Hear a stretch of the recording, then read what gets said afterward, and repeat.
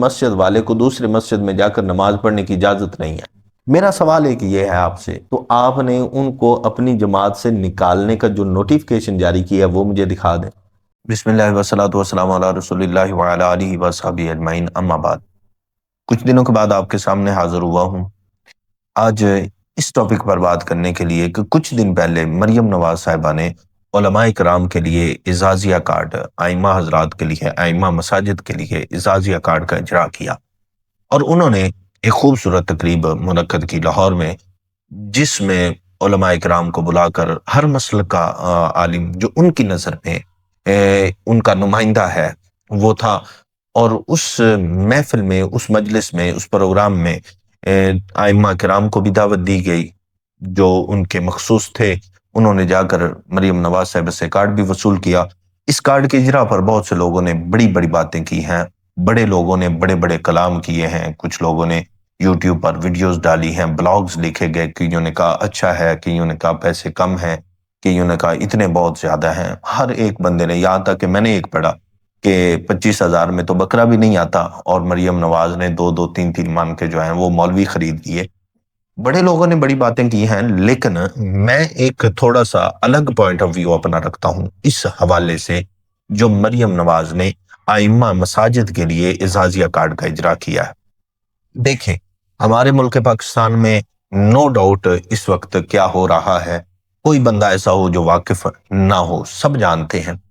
اسی تناظر میں چلتے چلتے مریم نواز صاحبہ نے جہاں پہ اتنے کارڈوں کا اجرا کیا ہے، انہوں نے کہا ایک اور کارڈ کا اجرا کر دیتے ہیں، اور وہ ہے ائمہ مساجد کا اعزازیہ کارڈ۔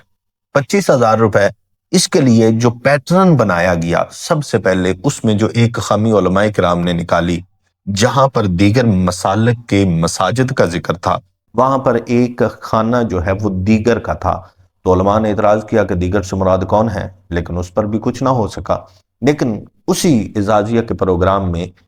دیگر کے لوگ بھی موجود تھے، لیکن کسی کو نظر نہیں آئے، اور کارڈ انہوں نے بھی وصول کیے۔ خیر، اس پر بات نہیں کرتے، میں آج تھوڑا سا اس سے نکل کر علماء کرام اور اتحاد علماء امت، یا آپ امت کے اتحاد کی طرف آپ کو ایک تھوڑا سا لے کر جانا چاہتا ہوں کہ ایک مسلک اور دوسرا مسلک، جب ایک محلے میں 2 مسجدیں ہیں تو آج کا یہ طریقہ پایا جاتا ہے کہ ایک مسجد والے کو دوسرے مسجد میں جا کر نماز پڑھنے کی اجازت نہیں ہے۔ ہو سکتا ہے میں غلط ہوں، کہیں پہ ایسا نہ ہو، لیکن میجورٹی یہی چل رہی ہے کہ جو سنی ہے وہ دیوبندی کی مسجد میں نماز نہیں جا کے پڑھ سکتا۔ بتایا یہی گیا ہے کہ ان کے پیچھے نماز نہیں ہوتی۔ اہل حدیث جو ہے وہ دیوبند کے نزدیک نہیں، سلفی جو ہیں وہ ان کے پیچھے نہیں پڑھتے۔ بتایا یہ گیا ہے کہ ان کے نزدیک ان کے پیچھے نماز نہیں ہوتی۔ سنی، حنفی، بریلوی جو ہیں وہ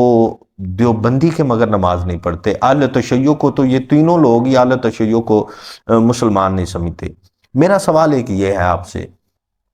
کہ یہ ساری چیزیں ہونے کے باوجود جب مریم نواز صاحبہ نے ان کو بلایا تو سارے مسالک وہاں پہ اکٹھے ہوئے، سارے مذاہب وہاں پہ اکٹھے ہوئے،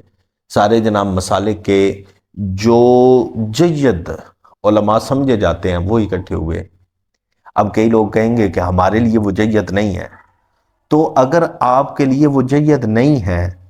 تو آپ نے ان کو اپنی جماعت سے نکالنے کا جو نوٹیفیکیشن جاری کیا ہے وہ مجھے دکھا دیں۔ آپ نے جو ان کے ساتھ اظہار لا تعلقی کیا ہے وہ ہمیں دکھا دیں۔ آپ نے جو ان کو داتا صاحب کے جو خطیب ہیں، آپ نے جو ان کا بائیکاٹ کیا مجھے دکھا دیں، کہ آپ نے کہا ہو کہ ہم نے داتا صاحب آج جمعہ نہیں پڑھنا کیونکہ یہاں پر یہ خطیب آئے ہیں، یہ اس پروگرام میں نہیں۔ ایسا کچھ بھی نہیں ہو سکتا۔ بات میں یہ کرنا چاہ رہا ہوں کہ جناب والا، جب 25,000 لینے ہوں تو سب اکٹھے ہو سکتے ہیں۔ جب 25,000 کے اعزازیے کی بات ہو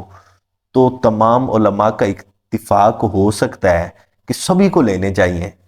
سبھی کو لینے چاہیے۔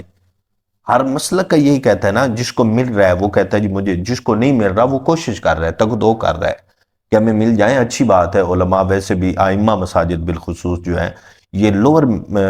فیملیز سے تعلق رکھتے ہیں، اور ان کا اعزازیہ اتنا زیادہ نہیں ہوتا، اچھی بات ہے، کارڈ دینا چاہیے، لیکن میں اس بات پر کلام کر ہی نہیں رہا۔ میں ایک بات کر رہا ہوں، میری پچھلی ویڈیوز آپ دیکھ لیں، میں امت میں اتحاد کی بات کرتا ہوں، علماء میں اتحاد کی بات کرتا ہوں، اہل سنت میں اتحاد کی بات کرتا ہوں، اور مسلمانوں کو جو ائمہ کرام ہیں ان کو اتحاد کی بات جب ہم کرتے ہیں تو ان کے جی ہماری نمازیں مختلف ہیں، ہمارے عقائد مختلف ہیں، ہمارے یہ مختلف ہیں، ہمارے وہ مختلف ہیں، ہمارا بیٹھنا اٹھنا، ہمارے لوگ، ہمارے اکابر، ہمارا فلاں، ہمارا فلاں، ہمارا فلاں، سب مختلف۔ لیکن جب ایک ہی حکومت سے ایک ہی پلیٹ فارم پہ ایک ہی اکاؤنٹ سے فنڈ لینے کی بات آتی ہے تو سب ٹھیک ہے؟ نہیں۔ اگر 25,000 پر علماء کا اختلاف اتفاق میں بدل سکتا ہے تو خدا را پھر ہمیں بھی تو بتائیں نا۔ آپ وہاں پہ اکٹھے ہو سکتے ہیں، آپ وہاں پہ بیٹھ سکتے ہیں، کھا سکتے ہیں، آپ وہاں سے ایک دوسرے سے سلام حال چال پوچھ سکتے ہیں، تو پھر ہمیں بھی تو یہ دکھائیں، ہمیں بھی تو یہ اجازت دیں۔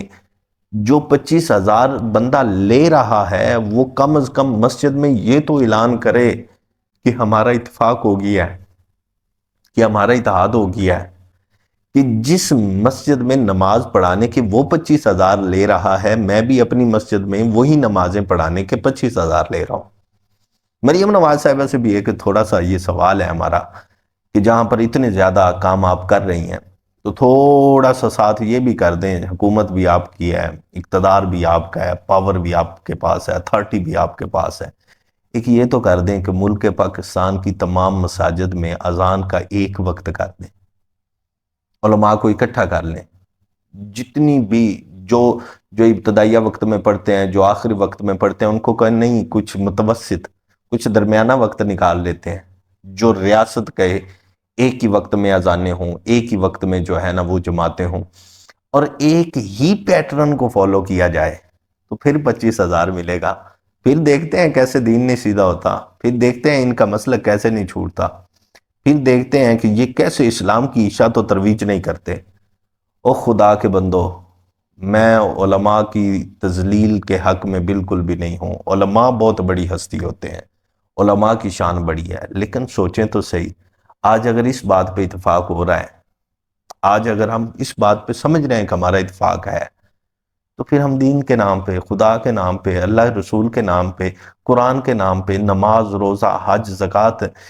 ارکان اسلام اور اسلام کے نام پہ اتحاد کیوں نہیں کر لیتے؟ امید ہے کہ میری بات سمجھ آئی ہوگی۔ اللہ پاک سمجھنے کی توفیق عطا فرمائے۔ جب 25,000 لینے ہوں تو سب اکٹھے ہو سکتے ہیں،